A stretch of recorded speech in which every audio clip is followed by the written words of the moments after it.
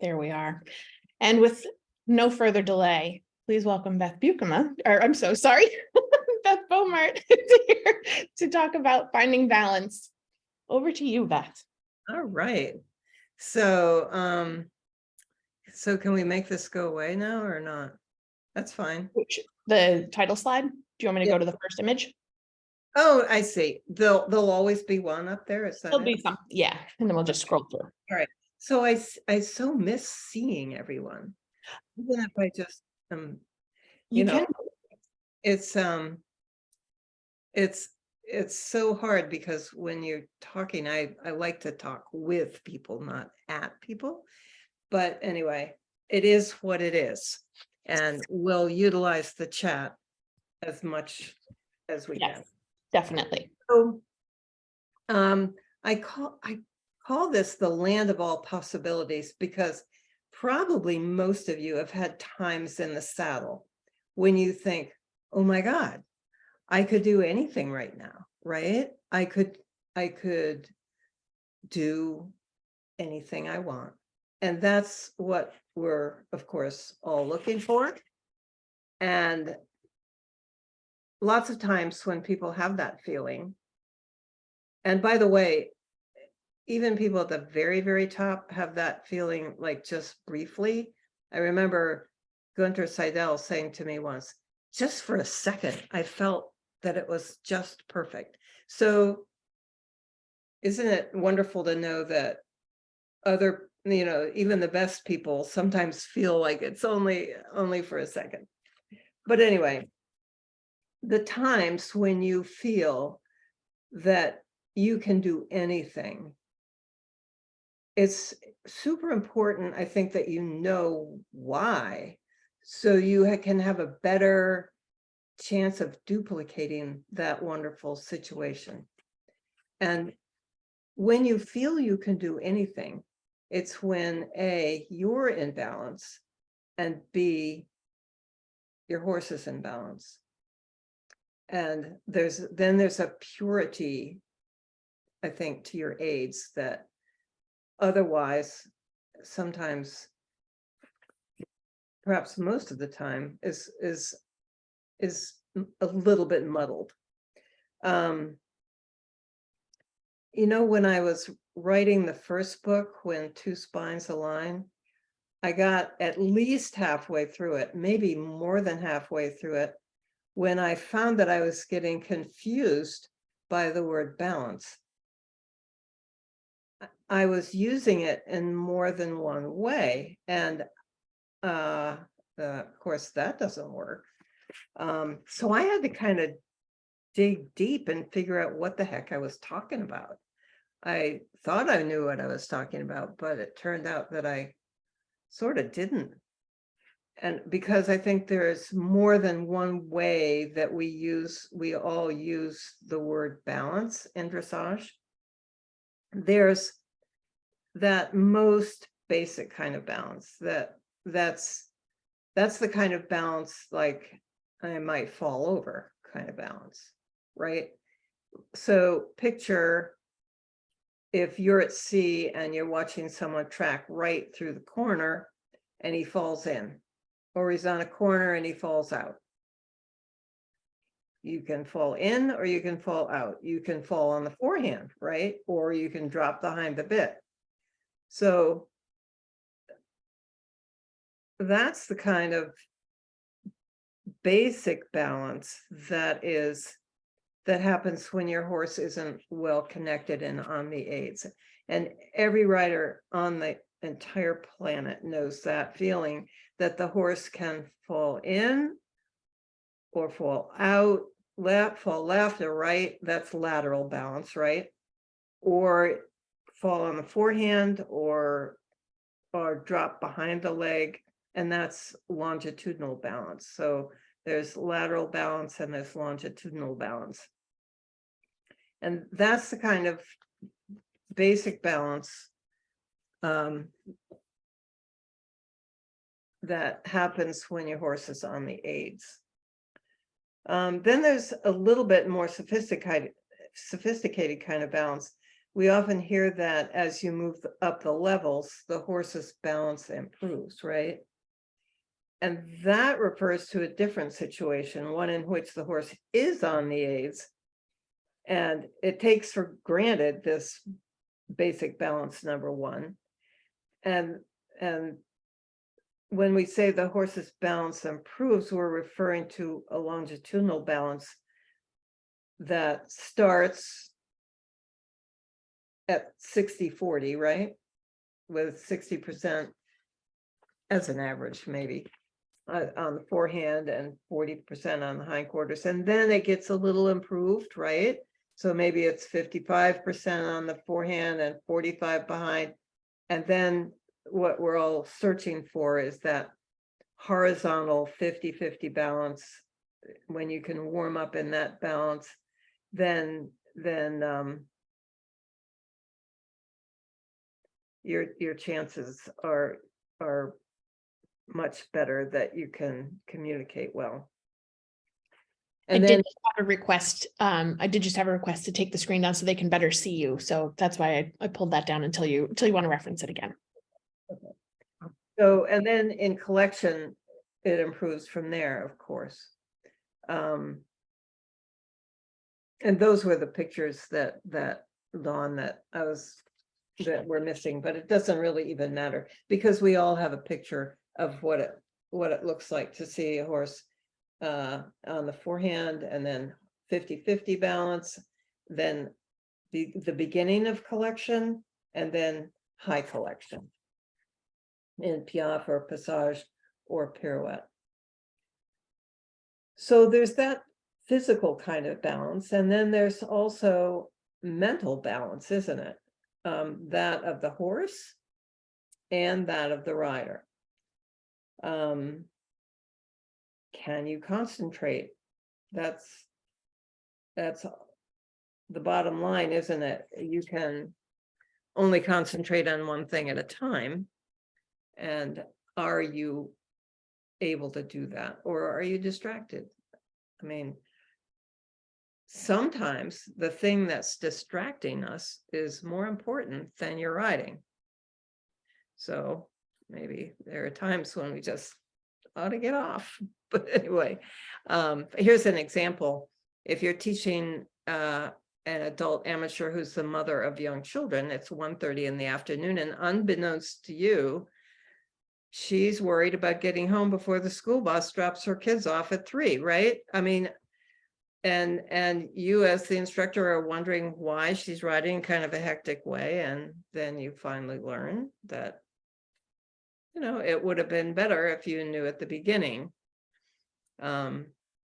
And you know, a rider in that kind of situation might just be better off to say, can you make sure we wrap it up by 2 o'clock or something, you know? So that there's that kind of mental concentration, or it's a mental balance that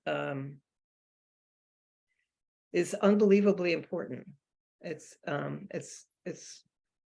the fascinating thing about this sport is that it's as much mental as it is physical, isn't it? I remember years and years ago, Kathy Conley said this to me, you know, someday people are going to be so physically understand the sports physically so well that the winners will be decided by who's the most mentally with it. And that we've seen the sport evolve in that way quite a bit, I think, don't you? I'm glad I have somebody to look at anyway. Hi, Dawn. Wish I could see the rest of you. Then there's the horse that can't concentrate because of some distraction that's making him nervous. And what do we know about how horses learn? An unbalanced horse is to some degree an uncomfortable horse. And a distracted or a distracted horse, they can't learn. And if he can't learn, then you can't train him. It's sort of that simple. So there's the physical balance and the mental balance. I'm wondering, if we were really in a group, but would have a little talk about what you think comes first. So actually, I did just get a question about, if you had to rank them, do you think that one influences the other more? So it would be an interesting thing to talk about, because an argument could be made either way, probably, but I had to think really hard about which book I would write first. And I decided to write the physical one first, the technique book, because when you're physically balanced, when you're physically unbalanced, I don't know how mentally balanced you can be.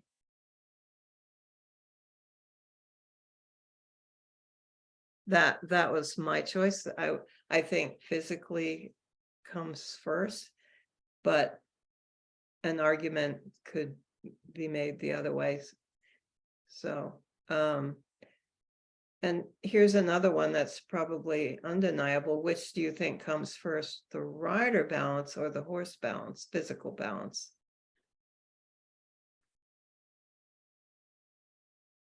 I'm being told, depending on the rider, you'd better hope that the horse can get it figured out first. I think a rider can't, first of all, a horse can't balance all by himself. He needs you to help him balance, and I don't think the rider can really balance a horse very well if he or she isn't balanced first. That said, it's hard to balance yourself on an unbalanced horse, but it's certainly not impossible if your saddle fits and if you're grounded to the earth. And here we see the first, it's labeled 1.4 drawing.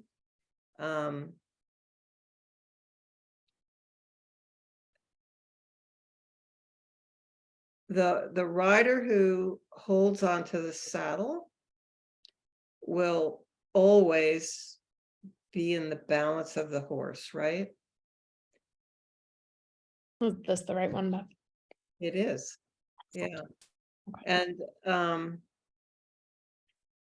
I want to say a word about the bottom building block of this.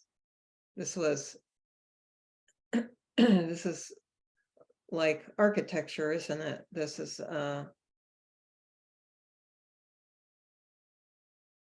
vertically aligned rider who is really grounded to the earth.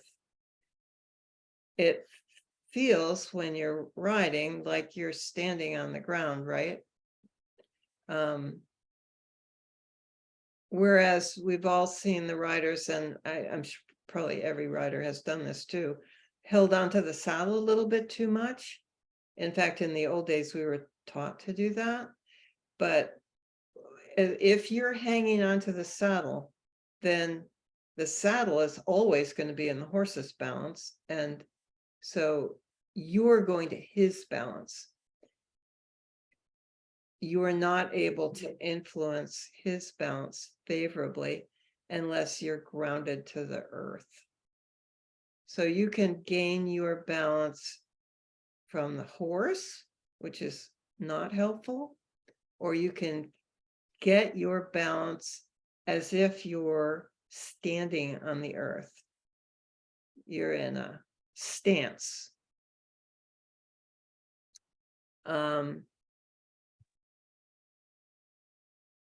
Anybody have any questions about that so far? A little bit of, there's a question about just kind of recommendations for how to frame this for beginning students who can't really find a frame of reference. Do you find it helpful that people kind of look at the earth like a visual marker that they kind of have as a frame of reference, or is it the stirrups on their feet, or what would you recommend in that way? Well, if the rider is lined up, first of all, one sort of interesting thing is that some people don't notice this, or they notice it, but it's interesting that the stirrup leather comes out of the,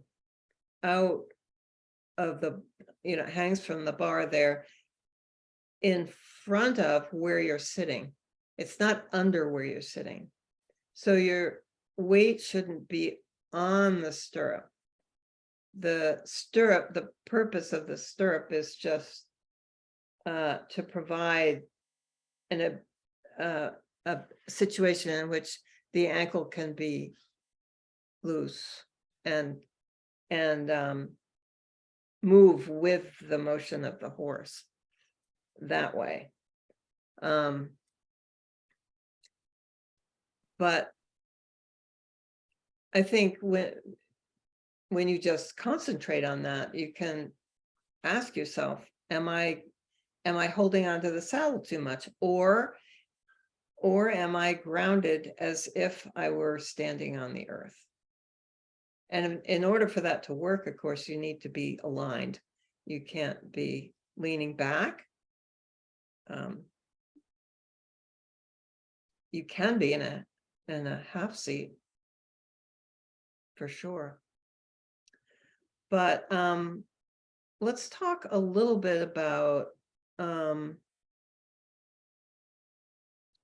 so actually the reason we were talking about this is so that the rider can get his balance not dependent on the horse, and then the rider can bring the horse to a better balance himself. So let's talk a little bit about rider balance. Some riders have a natural feel for balance. Can we just get a little clarification, Beth? There's a question. What exactly is holding on to the saddle? With gripping with the legs. With the legs. Okay. Thank you. Yeah. Does that make sense? Yeah. Yeah, we weren't sure if you were referencing, the actual grabbing or the legs. Oh. Yeah, I'm sorry. Thank you for asking that. So some riders do have a natural feel for balance, but actually almost all riders have to work on it for years. Those riders that you look at and you think, oh my gosh, what natural balance. You know what? They've probably been toiling away in their backyard for a decade. So I think in terms of it is true that some riders have a natural feel for balance, but almost all, I think, have to work really hard on their positions and their balance. Many riders, unfortunately, work for years and don't really realize that it's balance that they're after. And so that's a sort of costly thing. So if you're aware of it, I think it can save you a lot of time. So yeah, don't let that happen to you. So let's talk a little bit about the balance seat, just very briefly, because I think that's where it all begins. And that's 1.2. It should be the next one.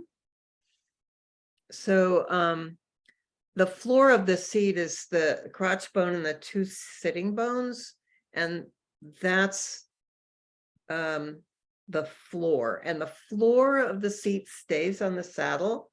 When you ride next time, even if you're an expert, and many of you are,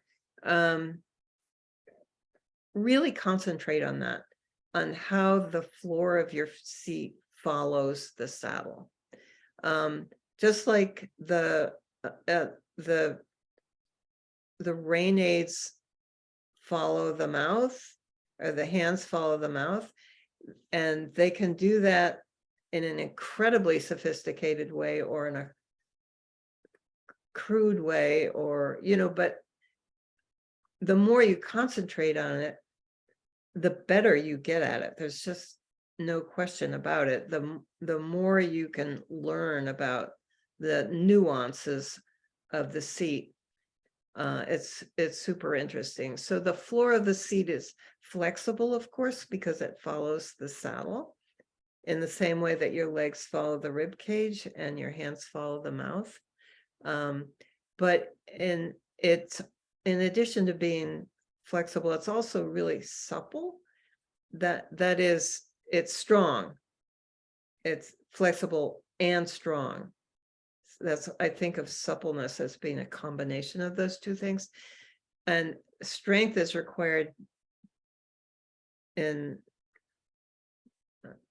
I don't know what places, many places, the core. It's easy to say the core, but there are many places really. And when you're supple but strong, you're not going to slosh around. You've seen riders who slosh in the saddle, and that's if at least distracting, if not worse. So then the bottom building block, that being your feet, is directly underneath this flexible and supple seat. When you're perfectly aligned, you can feel, and you can ask yourself this when you're riding, do I feel the weight of my head in my seat? Do I feel the weight of my head in my feet? So you can, when you're in this ideal balance, you can distribute your weight however you want. So going back to the horse learning, I'm just going to take a step back here. So that the prerequisites for learning for your horse is that you, as your horse's rider or his leader in your little herd of two, monitor his health and his safety and his comfort with all the horsemanship skills available to you. People are really sophisticated about this now. It's very impressive. I learned so much from riders. Everyone is pretty savvy. Then balance yourself and use your passive aids as well as your active aids to balance yourself. And then after you're balanced, you are in the enviable position of being able to help your horse balance. And then I'd really like to talk about that, because that's the big topic.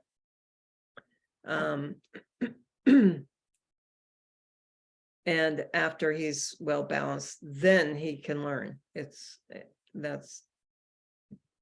the order of things. So let's talk about the horse's balance. We've talked about it a little bit already. Longitudinally, we say he's basically originally on the forehand, and that is not always wrong. He was born there, and some of the horses, the breeding is so amazing now that it's not 60-40 anymore. But anyway, when you usually start to warm up, you think about his natural balance. You start there and improve it from there. Whatever balance he is by nature, and then also by training, because the horse that's super well trained, obviously an FEI horse, is going to have a better natural balance because he's trained to carry himself in a more balanced way. So of course he's on the forehand because he's conformation. Even the best bred horse has a big old head and neck hanging off an otherwise table-like structure. So there's that. But then there's another reason that the horses go on the forehand that I don't really hear a lot of people talk about. So I'd like to talk about it.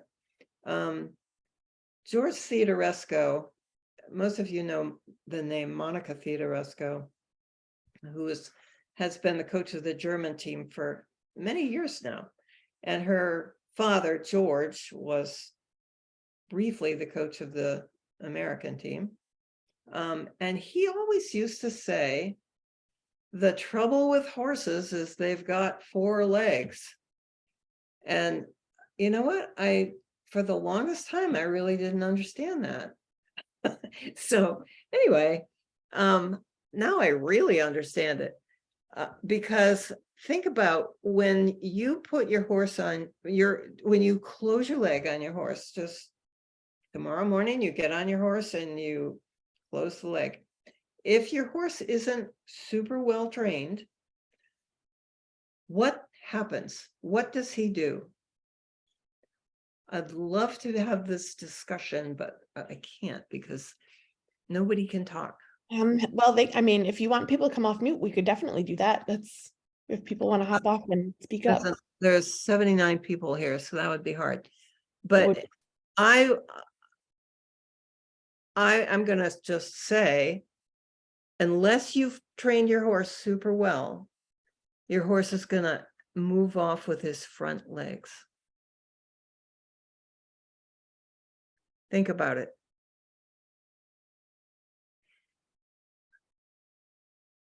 Yeah, there's the lean forward. Horses naturally respond with their front legs. They don't naturally respond behind, 100% of them. And now imagine what happens to your horse's frame when the horse's front legs cover even a little bit more ground than the hind legs. What happens to his frame? Somebody say it in the chat. What happens to his frame? Got a lot of educated people in here. I'm sure we're going to get a bunch of answers. So just picture it. You close your leg, the horse moves off with his front legs. I just watched the Grand Prix in Wellington here. And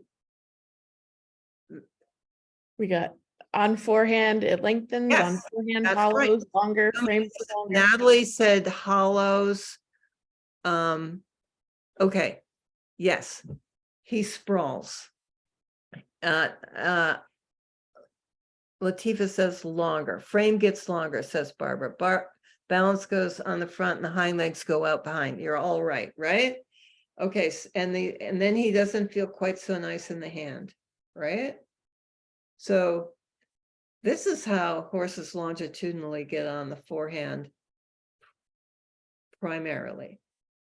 In motion, which is what we do, right? Motion.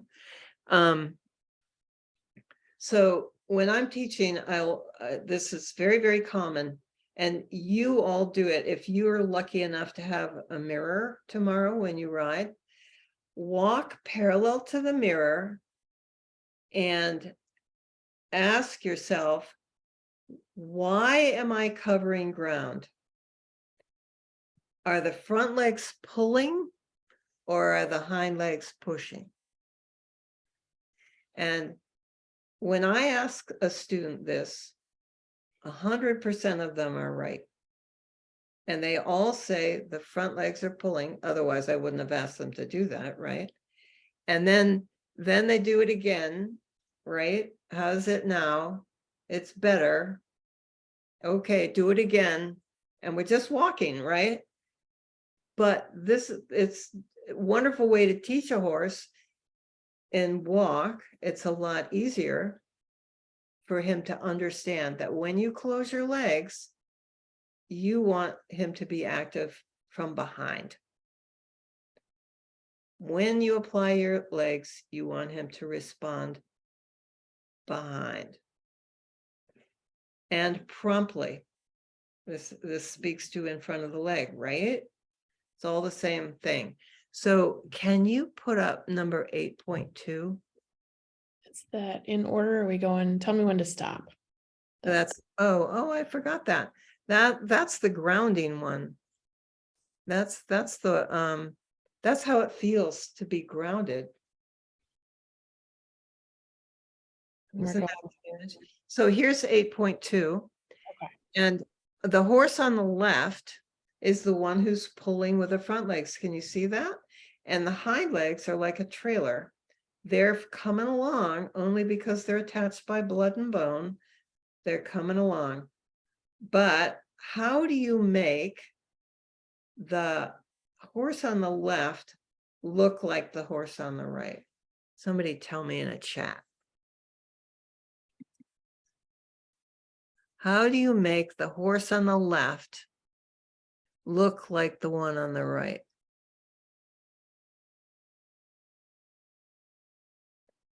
One or two words. That's all it takes. Engage seat, half halt, lift shoulders, collection and seat. Thank you, Gail. Thank you. Half halt. Transition would have also been a correct answer. And there are really only two answers to this. Half halts and transitions. That's it. That's how you balance your horse longitudinally. Half halts and transitions. So we're gonna talk about how are we doing.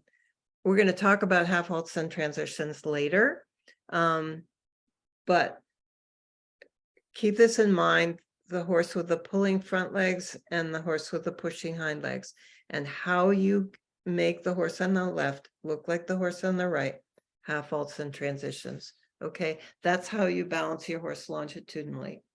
There's no other answer to it. Simple. I mean, if anybody has another great idea, I'm open, but I don't know. I don't know any other way. So now let's talk laterally. Okay. This can go away. I couldn't find a picture of, I have a overhead picture of a horse and I just couldn't find it to send you. So you'll have to really imagine the horse, looking at the horse from overhead. His hindquarters are wider than his forehand. Okay. He's built like a wheelbarrow. Like that's another reason he's on the forehand. So if you're at sea, right, you're the judge and you're watching a horse track right. So there he goes down the long side. All right. We're gonna have to picture this since I don't have any pictures. Where is the right hind? That problematic right hind leg, where does his right foot step? Somebody.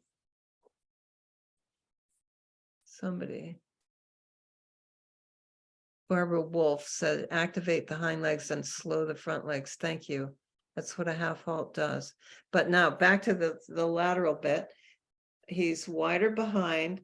So when you look at him from C, you see nobody's given an answer, so I'm going to have to tell you that the wait, which way is, there's a question, which way is he traveling? He's tracking right, tracking right. and you're at sea, and you're watching him tracking right down the long side. And where is his right hind? The right hind, well, thank you. It should come up under his belly, but it doesn't, unless you're doing something like balancing. Yes, the leg is, yes. Thank you, iPhone, to everyone. Who are you? Anyway, and Suzanne says to the inside. Gail says to the inside of, yes. So the right hind is not stepping under his belly unless you're doing shoulder fore. Right. And by the way, when that right hand, which isn't in the right place, pushes off, where does it push? Does it push him straight? No. It pushes him out his left shoulder, right? So if we could all raise our hand about how many have sore left arm, I think everyone's hand would be raised. Oh yes, the L program part 1 is so wonderful. Yeah. So, so the answer, whereas the answer to longitudinally balance your horse is half halts and transitions, the answer to laterally balancing your horse is shoulder fore. So how do you balance your horse? It's really, it's simple, but not easy. And it's helpful to keep the simplicity of it in mind. You balance your horse with half halts, transitions, and shoulder fore. End of story. There is a question that came through in the chat earlier, if you wouldn't mind discussing a bit of the stretch and staying Oh, in. yeah. I while saw the- that. Yeah. I don't know if it's better here or later, but I don't know what I can add to it over that was, we have a picture of it, but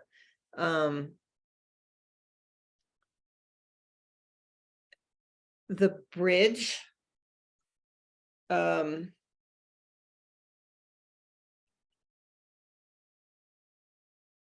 in balance, he can carry himself elegantly in this bridge. When he's able to do that, it strengthens and it stretches and strengthens the top line. And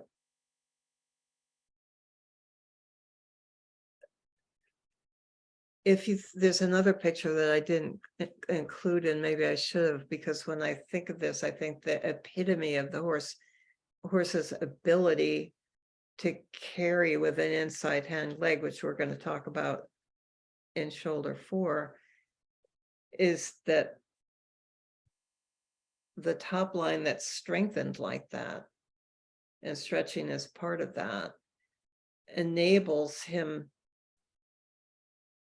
to, if you picture a pirouette, for example, it's like a seesaw, and that top line, the strength of that is really amazing. I remember when stretching first was introduced into the tests. That was a really long time ago, but believe it or not, I remember when they were first introduced, and everyone was a little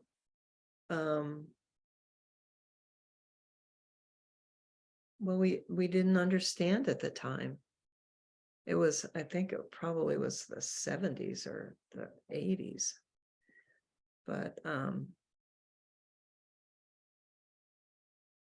yeah, it helps the horse be able to come through the withers, through the shoulders, to develop throughness and the ideal connection. was it added to the tests to show that the top line was being developed properly, or was it a question of the skill set for the rider? It was a question of the skill set for the rider and the horses, because it wasn't utilized as much as it should have been in the training, and it was in the German tests, and then, you know, in our wisdom we thought, must be something to this. Anyway, so can we have, in order to understand half halts, transitions, and shoulder fore, I like to look at what the horse's hind legs do. They do three things, and it's shown in 8.3.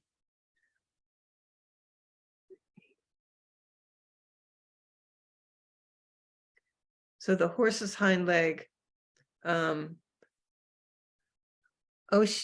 Robin says it was in the 90s. Really? You could be right. You usually are. So this isn't my favorite order, but look at the horse on the left. What's the inside hind leg doing?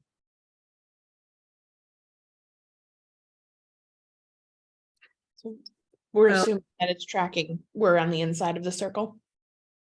Well, we can be going straight. The right hind leg Right. Well, hind is reaching. I'm going to help you and say that the horse's hind leg does three things. It thrusts, it reaches, and it engages. So what's it doing in the one on the left? The Chat. left should be reaching, right? He's reaching. And then after he reaches, the hind foot lands and it carries weight. What do we call that? I'm gonna go with engaging. Engaging. Yes, somebody said loading, engaging. That's the same thing. And then the one on the far right is what? Thrust. Thrust. That would be the okay. So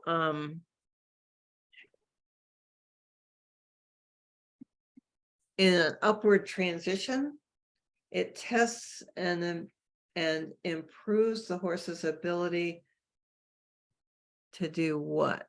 Tell me in the chat. Yeah, Gail says reach, engage, thrust. That's the order of the pictures. Yeah. So in an upward transition, it tests and improves the horse's ability to what? We've got Gail guessing impulsion. I think. Well, Collect. the answer is either thrust, reach, or engage. Ah, somebody says thrust. Thrust, carry, lift. The upward transition tests and improves the horse's ability to thrust. Makes sense. A downward transition tests and improves his ability to engage. Half halt tests both, right? And the reaching moment is how is the time when the rider is aligning for shoulder fore, right? So that's why these three, thinking about what the horse's hind legs is doing when, sometimes helps. It all happens so fast, doesn't it? But understanding it, I think, really helps. But the half halt and the transitions always say to the horse, balance underneath me. Yeah. And you mentioned you didn't like this order. What order would you have preferred it in? No, I think I would have liked to see thrust first and then reach and then engage, but it shouldn't matter, right? I don't know. It's all gonna happen. It's all going to happen, and it's going to happen in that order no matter what. So let's talk a little bit about half halt now, okay? Normally, what do your hands do in the walk and in the canter? Just normal riding, when everything's perfect. When everything's perfect, you follow, says several people here. And when the rider is following with more or less sophistication, just as, as well as they can, that's saying to the horse, perfect, this is just what I want, right? And then also, well, let's not complicate it. So during the whoa moment of the half halt, they stop following, right? So this is particularly true in walk and canter because the horse's head goes forward and back, follow, follow, follow, and stop following in the half halt moment, which only lasts a moment, right? And then they follow again. What's at what moment, which of these three pictures is the moment when the hands stop falling?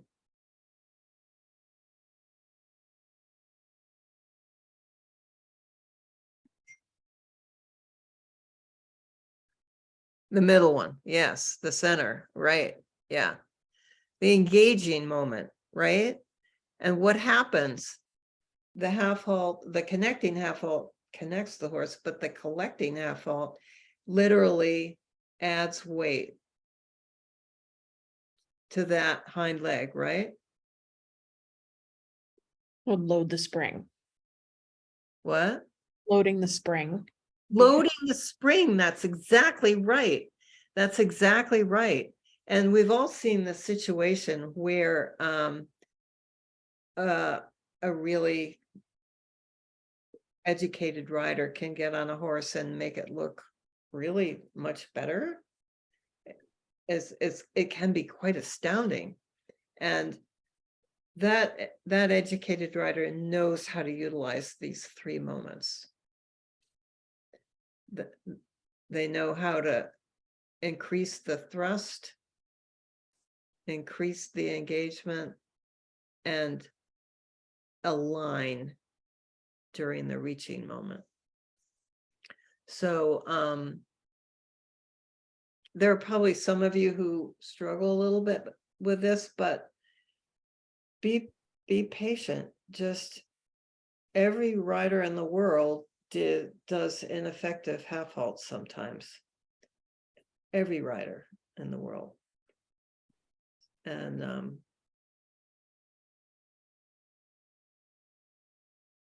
Lyndon always encourages, well, she doesn't encourage people, but she makes it okay if an ugly thing happens.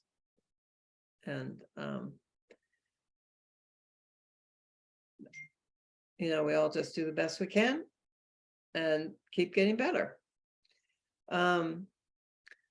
So I think, let's see, we already talked a little bit about upward transitions reinforcing the go or the thrusting part of the half halt, and downward transitions reinforce the whoa and engaging part of the half halt.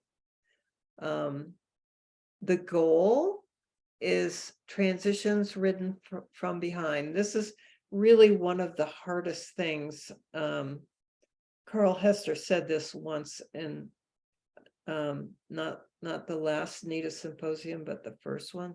He said the hardest thing is teaching people to ride downward transitions in a forward way. And that's right. I was with Sue Blinks today, and she mentioned that she spent 6 months at Dr. Schultenbaumer's a long time ago, of course, doing trot canter transitions on a 20-meter circle. He said, you just have to do that because there's no sense in going on to anything else until you can do these transitions without your hands. Tough. So any questions about half halts or transitions? I know this is a little bit brief, but actually I wanted to cover a lot of other things. Any questions about half halts and transitions? Not that I've gotten yet. Okay, then let's talk briefly about shoulder fore. We know why to do it, to balance the horse laterally, right? How to do it. The inside hind leg, if you're riding into a mirror, the inside hind leg steps in between the two front legs. Yeah. Underneath your seat. That's why it feels so balanced, right? And the outside hind leg, I seem to be tracking right today. The outside hind leg tracks directly behind the left front leg. Spend time walking into a mirror. If you're looking like a drunken sailor, don't worry about it. Just keep working on it. And when do you do it? All the time. It's not an exercise. It's how you ride all the time. I like to tell a story about Mika Maverick Anya was in a photo shoot for an article in the USDF magazine that I was doing. It was a series of 6 articles on how to get to second level. And they didn't have a super big budget, so I had to, in this one photo shoot with Susan Stickle, get the photos for all 6 articles, which was really going to be a challenge. I think Susan probably took about 1,000 pictures. She was like, so anyway, the first picture out of, maybe we needed 50 of them. The first one I decided to do, I didn't know I was doing anything smart. I'm not saying I was smart because I didn't know I was doing this smart thing, but the first picture was shoulder fore. Well, we spent 20 minutes getting the shoulder fore shot. It's not easy. Shoulder fore is not easy. You just keep working at it. Walk into the mirror, or, if you want to have somebody video you or talk to you or whatever. So I thought, okay, we got 50 photos and it took us 20 minutes to get the first one. But here's the deal. Since she was so well balanced after that, everything was beautiful.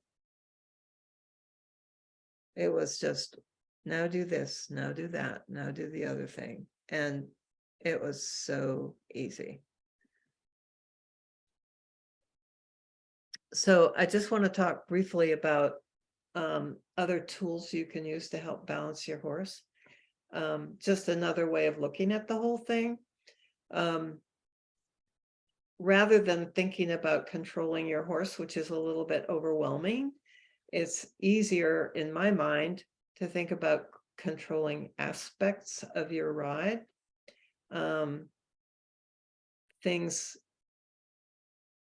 Aspects of your ride. The first one is rhythm. That's 14.3. I couldn't remember what that was. That's all right. A little metronome in there. So the thing about rhythm is it's so predictable. It's great to have to know what's going to happen next. And predictability is a wonderful thing in riding for both you and your horse. And again, having just come from the Grand Prix, a lot of the mistakes were rhythm mistakes, rhythm and tempo mistakes. A horse that gets quicker in the corner or just bobbles the rhythm. Be sure that your rhythm is as reliable as you expect his to be. I remember riding myself to, I either had a metronome or music, I don't remember. But I remember catching myself that I missed that beat. It wasn't my horse, it was me. I missed the beat. So it's very, very educational to ride with a metronome, and nowadays we all have them on our watch. So give it a whirl. The tempo of the trot rhythm is generally around 142 beats per minute, 144. It might be a little more or less. It varies somewhat. The rhythm of canter is rather reliably 96 beats per minute. and the rhythm of walk is rather reliably 100 beats per minute. So play with that. Some of the best riding is, I've had a lot of people say, wow, that's the best ride I've ever had, and it was because of riding with a metronome. What else about rhythm? It's self-perpetuating. I like that term. And it builds relaxation and confidence. The thing about rhythm is it goes like this: flex, relax, flex, relax, flex, relax, right? It's there's a moment of relaxation in every stride. So it builds relaxation in that way. And it also builds, it makes horses really strong. And aren't we all super proud of what an older horse can do in our sport? It's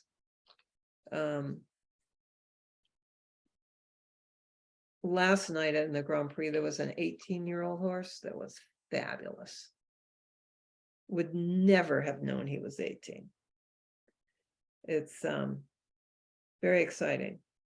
So working in rhythm is like, it's machine-like, and it recycles energy automatically. The back swings, and it's emotionally gives you peace of mind, I think. The next picture would be 15.1.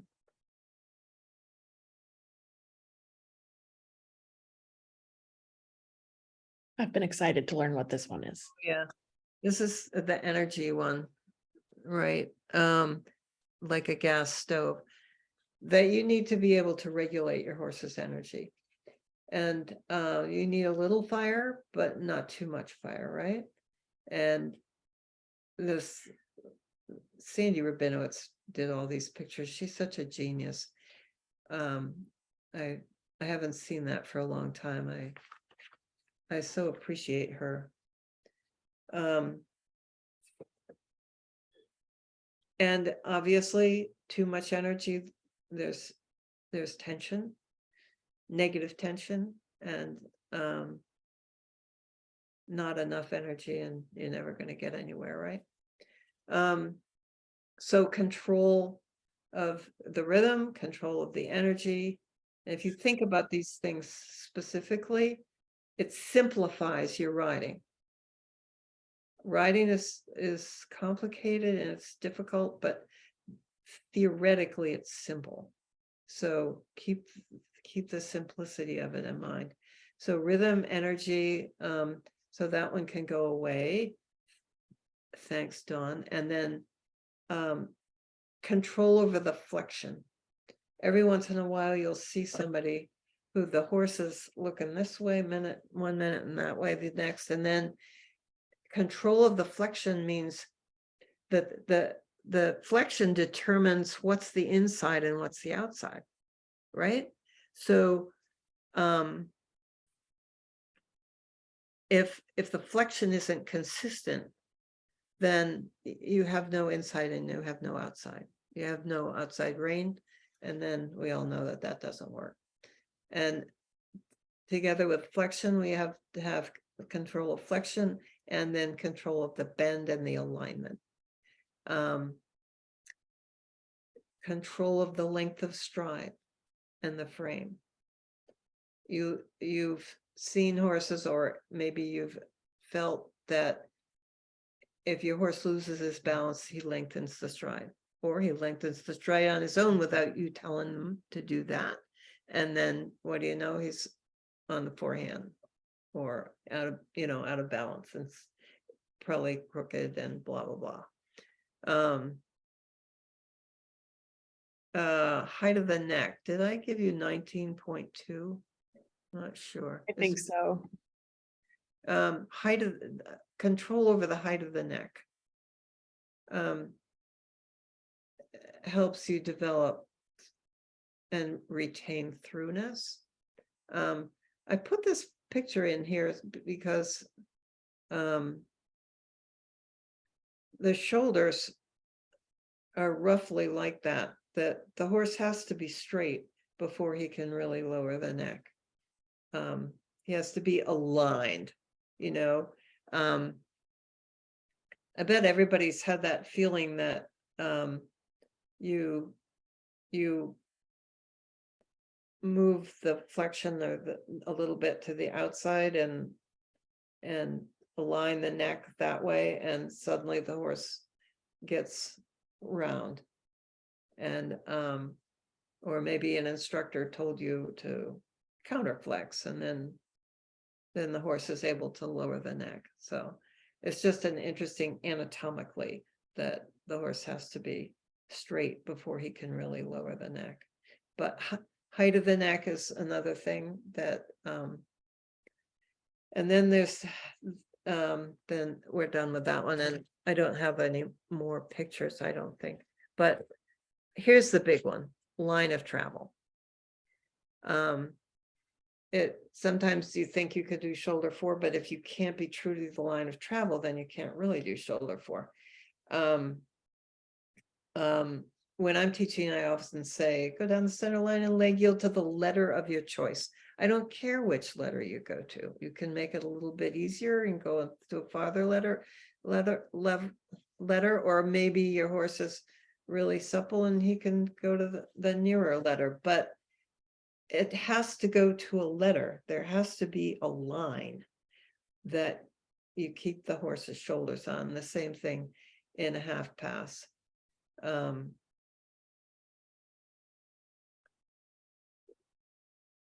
And there are 100 examples of it. There's countless examples of this. Yeah. If you stay on your line of travel,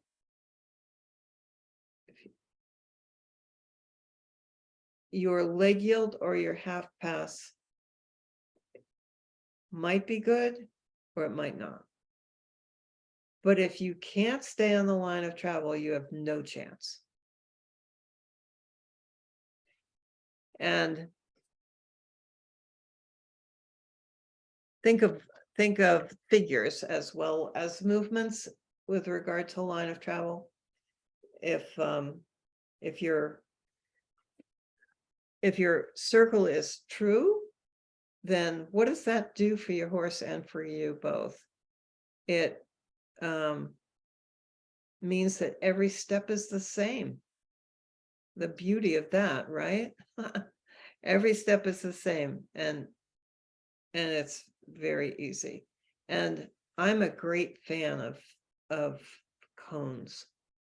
I'm not proud. I mean, I remember one time, actually it was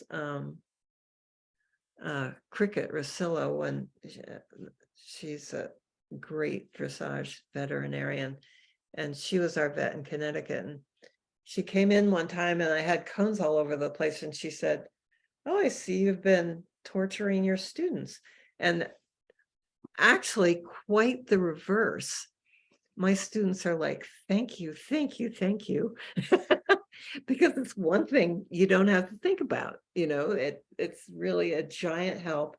And once you have that kind of in your brain, it's so much easier. Maybe I've told this story to some of you before, but long ago, Anders Lindgren, this Swedish guy who used to teach the instructors for NEDA, he would come over, and boy, he was a fan of the cones. And I had a horse that I was teaching, that I was riding at Intermediate 1, and he set up the whole arena with cones for the Intermediate 1. And there were a lot of cones in that arena. But you know what? The thing that I'll just never forget this, because that test was so easy. It was a piece of cake. because of the cones. And and being true to your line of travel helps you balance your horse, helps you be able to do shoulder fore, helps you to be able to half halt and transition. So I will not forget that. And more recently, it interested me at some of you were at the trainers conference in Florida, and David Hunt was one of the instructors. And I must say, he was my first North Star. He was in the 80s.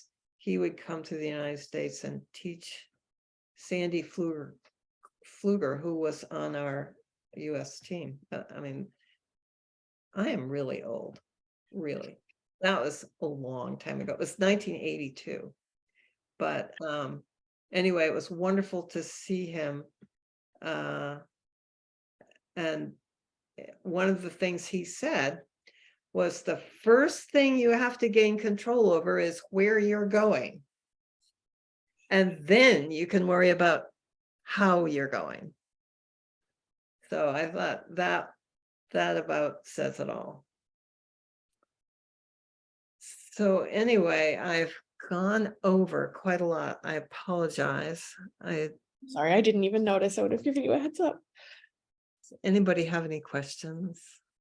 No, they've So right. so They're far, still taking. Thank you, Robin. Thank you, all of you. Thank you.